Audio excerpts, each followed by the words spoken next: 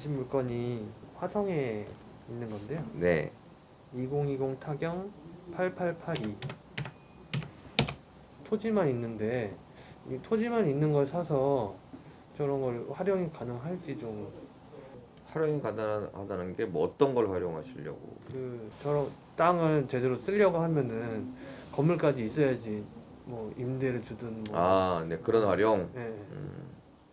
자, 이게 있다는 얘기죠. 그러니까 자, 이거만 그런 게 아니라 그러니까 땅이 있고 네. 건물이 안 나왔어요. 네네.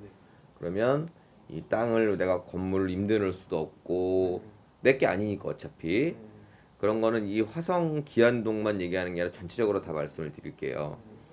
땅이 있는데 남의 건물이 올라와 있다. 이건 일종의 하자입니다. 그럼 그 하자를 우리는 알고 살 것이냐 아니면 하자가 있으니까 사지 않을 것이냐를 일단 결정하셔야 됩니다. 그러면 하자가 있다는 건 제값 주고 살 수는 없잖아요. 그러니까 하자가 있는 걸 알고 산다면 얼마나 싸게 살 것이냐. 저는 한 반값 정도를 추천드리고 싶어요. 시세의 반.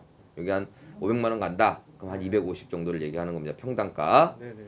그럼 사면 우리가 활용하거나 뭐 해결할 수가 있어야 될 거 아닙니까? 그럼 뭐 싸게 사긴 샀어. 근데 남의 건물이 올라가 있는 걸 뭐 500에 팔 수가 없을 거 아닙니까? 그러면 아주 편하게 생각하세요.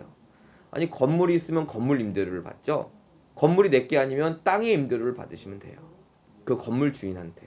그리고 건물 주인이 땅의 임대료를 안 내면 건물을 철거해 버리시면 됩니다. 그게 땅의 주인의 권한입니다. 근데 건물이 저렇게 번듯한데 그거를 철거를 하는 게 어떻게 진행을 좀 전에 말씀드린 대로 그대로 진행하시면 됩니다. 땅의 임대료를 내세요. 그러면 내면 난 땅만 샀는데도 임대료가 들어오니까 좋은 거고 게다가 시세의 반에 샀지 않습니까? 근데 시세의 반에 샀다는 거에 대해서 임대료를 주세요가 아니에요. 시세껏 친 다음에 거기에 몇 프로를 달래는 겁니다. 이거는 우리가 요청할 때도 그렇게 요청하는 거고 소송할 때도 그렇게 결론이 나와요. 그 이제 그렇게 되면 수익률이 꽤 될 거예요. 근데 우리는 최악을 생각해야 되니까 최악은 임대료를 안 내는 겁니다. 나도 건물주인이니까 내가 너한테 왜 내냐? 이렇게 돼버리면 거기에 대해서 철거 판결이 떨어지니까 아무 걱정하지 마십시오. 우리는 잘 시세 파악해서 그 가격에 50% 안팎에 사는 거가 하자 있는 부동산을 사는 것이다라는 것만 인정이 되면 하시면 되고 나 이렇게 소송하고 지료받고 뭐 철거하고 이런 게 복잡하다. 그럼 안 하시면 되고 그 길을 선택하셔야 됩니다. 지료를 받는 걸로도 수익을 좀 기대할 수가 있나요? 네, 기대할 수 있습니다. 그러니까 내가 10억짜리를 5억에 받았어요. 그럼 10억에 대해서 최저 한 3%부터 시작이 돼요. 근데 5억에 받았으니까 6%로 시작되는 거랑 똑같지 않습니까? 그러니까 가격만 싸게 산다면 땅 사놓고 임대료 나오는 게 어디 있어요? 없잖아요. 건물이 있어야지 임대료 나오지. 더 좋은 거예요, 어떻게 보면. 그리고 그 유치권이 있는데 그것도 뭐 당연히 인수가 아니겠죠. 우리는 공사대금 이랬잖아요. 이 창고인지 공장인지 이게 나름 새 거 같은데 이 새 거를 지었다고 하는 내용일 거예요. 그러면은 그런 거라면 내가 건물까지 샀다면 유치권을 인수해야죠. 건물주인이니까. 근데 땅만 샀는데 건물주인한테 그건 유치권은 가는 거지. 그런 건물 신축에 대한 유치권이라면 아무 문제가 없죠. 그리고 나중에 최악으로 내가 건물 철거해버렸다. 목적주물이 상실하면 유치권도 상실하는 거니까 그것도 문제가 안 돼요.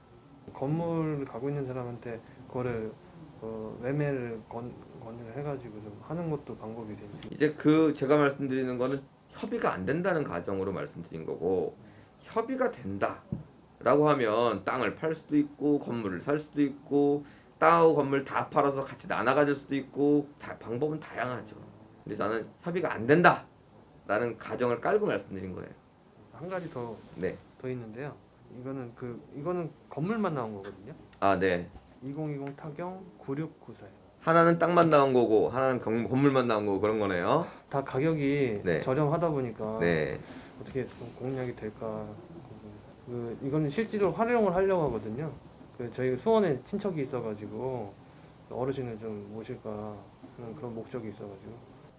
이거는 건물하고 땅 주인하고 붙으면요. 건물 주인하고 땅 주인하고 붙으면 좀 전에 화성 것처럼 본인이 땅 주인이면 사실 최악으로 가도 땅 주인이 이겨요. 뭐 건물을 사냐, 땅을 파냐, 뭐 같이 팔아서 나눠갔냐 이건 협상이고 협상이 다 결렬되고 내가 그냥 법대로 가겠다. 그럼 땅 주인이 이긴다고요. 그거를 그대로 여기다 대입하면 이거는 땅 주인이 누구냐에 따라서 그냥 집이 존재하니까 살게 할 수도 있고 뭐 임대료만 좀 달라 그럴 수도 있고 그게 아니고 땅이 공격적인 사람이에요. 땅 주인이. 그러면 부셔라 이럴 수도 있고 그래서 불안한 물건이죠 한마디로 건물만 산다는 건. 근데 본인도 공격적이야 예를 들어서 그러면 이제 붙는 거예요 둘이. 근데 결국은 붙으면 땅 주인이 이깁니다. 자, 시세 잘 파악하고 어떻게 하면 싸게 낙찰 받을 수 있을까만 연구하시면 됩니다. 지금 제 마인드를 받아들이신다면 땅이 부동산이지 건물이 부동산이냐 난 건물주인한테 임대료 받겠다 이런 마인드만 있으면 싸게만 낙찰 받을 수 있으면 뭐 상관없습니다. 그러면 건물이 이제 따로 돼 있으니까 당연히 법정 지상권은 당연히 그쪽에. 제가 보기엔 성립되진 않을 것 같습니다.